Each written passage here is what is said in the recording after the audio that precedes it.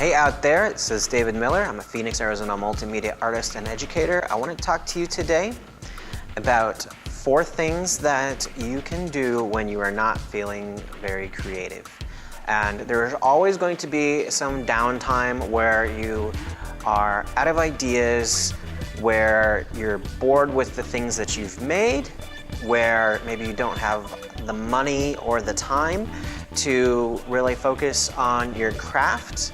And that's okay, because there's a lot of other stuff in life that is important, and I want to talk to you about 4 of those things that will help you get through those moments onto your next creative project. So number 1 is use this time for research. And what I mean by this is look up your favorite artists on YouTube, look up interviews with them, check out books of their work at the library. If they are in a local museum or gallery, go to a show of that. If they're in a museum or gallery and it's not local to you, maybe it's time to take a trip. So you can use one of your goals of the trip to go to that museum and witness the work of your favorite artist in person. You can also research things like technology and gear. So oftentimes when I don't know exactly what I want to make, I will think, well, there's a thing that I'm kind of interested in making, and currently right now I'm interested in doing more animation and comics work. So I'm looking into large monitors, and I might be going to the store and trying them out, or I might be reading reviews and watching YouTube unboxings and stuff like that of that particular piece of gear. Number 2 is housekeeping, and this is where you take the time to clean up your workspace. You take the time to tag all of your photos with the proper metadata. This is the time where you back up your work on external hard drives or using some sort of online cloud backup like Carbonite. Oftentimes this is the stuff that I don't feel like doing and I don't have time to do when I'm doing a lot of shooting.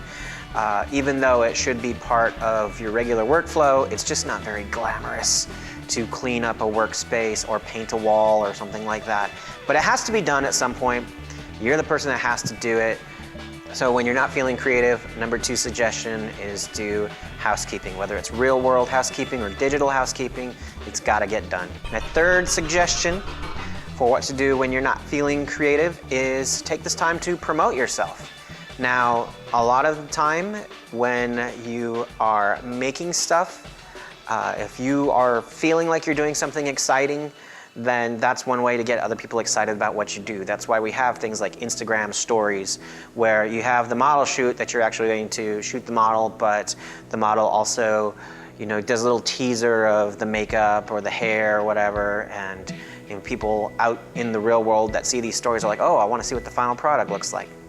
And that's all well and good, but as anyone who's ever done any sort of like filmmaking knows, making the thing and having behind the scenes is just the beginning of the process. You need to take that work out. You need to get people interested. You want people to go see your film. You want people to buy your products. You want people to talk about your film. You have to do a lot of promotion and legwork for whatever creative project it is if you intend on having it seen or purchased or just be part of someone else's life. I feel like one of the reasons I make art is so it can be part of other people's lives. I do not like making art that nobody else enjoys or that sits in a closet or on a hard drive and nobody else experiences. I personally feel like the salesman promotion aspect of being a creator and the creative aspect of actually sitting down and drawing the pages or shooting the stuff, like those things don't merge that well. And there also has to be a time where you're very left-brained and strategic. So my advice, save your promotion when you're not feeling creative, and also save your promotion for the times of year when people are more likely to part with their money, which is usually the holiday time and tax season time when people have refunds and they're like, oh, I got a little bit of extra money. I want to book a shoot. I want to buy some artwork. So that's number 3 on my list for when you're not feeling creative.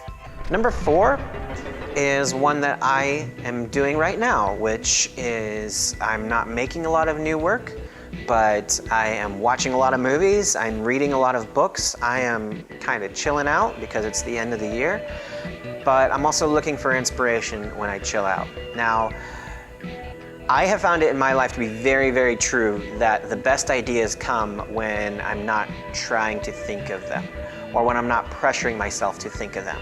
So when I walk my dogs, when I take my showers, when I go on a road trip and I'm in a car for 5-6 hours, just sort of letting my mind drift.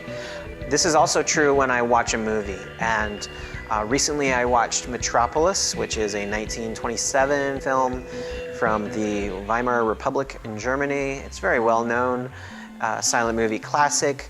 But I'm just sitting there watching this thing, and so many of the shots are inspiring to me as visuals. I'm not trying to desperately seek inspiration, but as I watch these things, if something strikes me as super cool, a good idea, something I can adapt, I'll sketch it out or I'll write it down as a note. I'll put it on my phone in the notepad.